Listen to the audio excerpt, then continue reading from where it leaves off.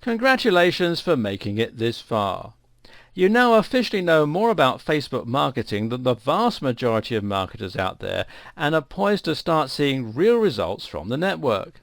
But before we part ways, there are a few more hints and tricks you should bear in mind that can give you the edge. Here are some of the best that you should have a go with. Facebook's Power Editor is a tool that is designed specifically for large advertisers with lots of different ads to make at once and to manage. You use this through Google Chrome, and from here you can make hundreds of ads all at once. So how does this work?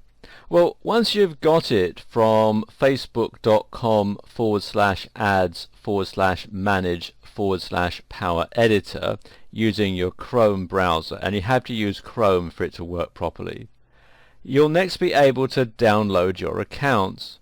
And this will let you add your accounts to the tool, and from there you can look at your campaigns, ad sets and ads as you would with the managers. You can also search and use filters to ensure you're bringing up the right stuff. This is handy when you have huge numbers of campaigns to look through.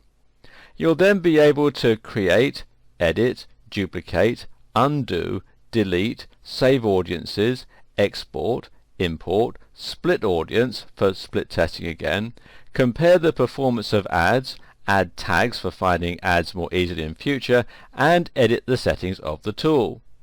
A lot of people watching this won't need the Power Editor, but for those of you looking to invest a lot of time and money, this can save you a lot of trouble.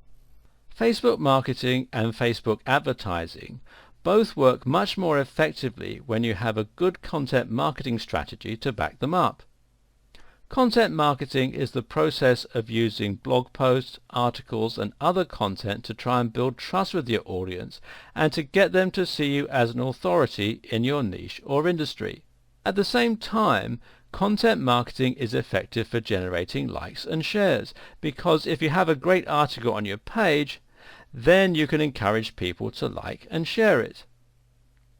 One way to combine the two then is to run a blog and post great content there regularly so that you can get regular visitors.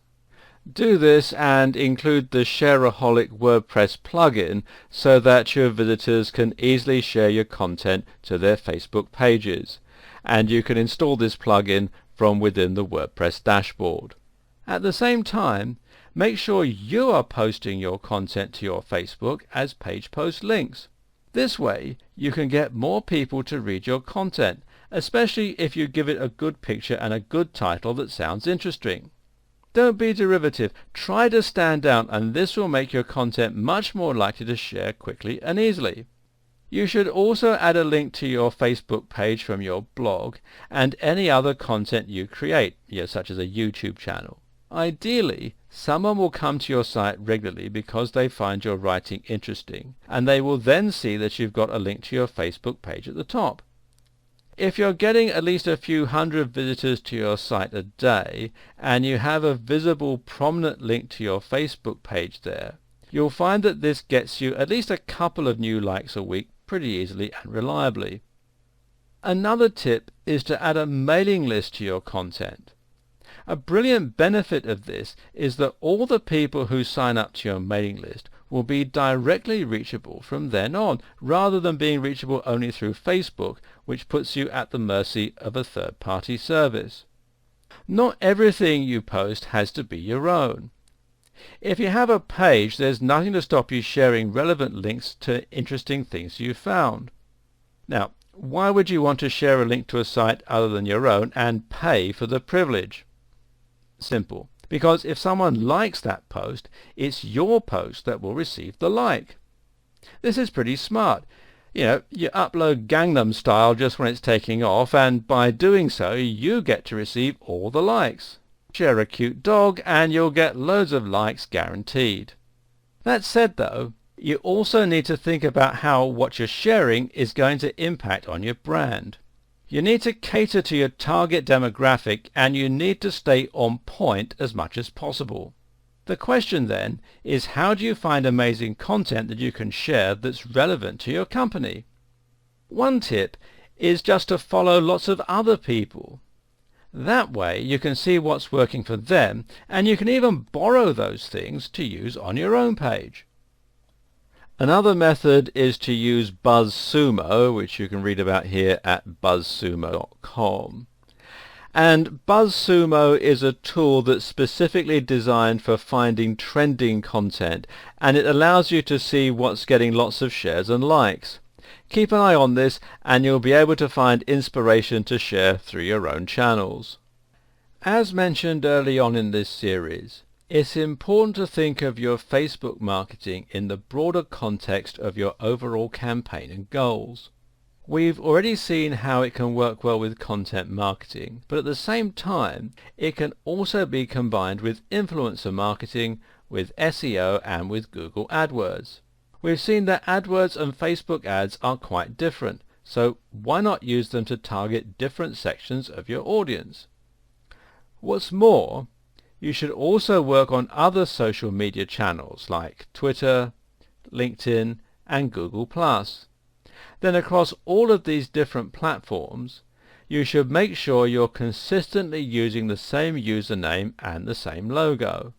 Now every time someone clicks on anything you've done, they'll be greeted with the same consistent imagery, and this will help tie all the strands of your business together and to reinforce your branding.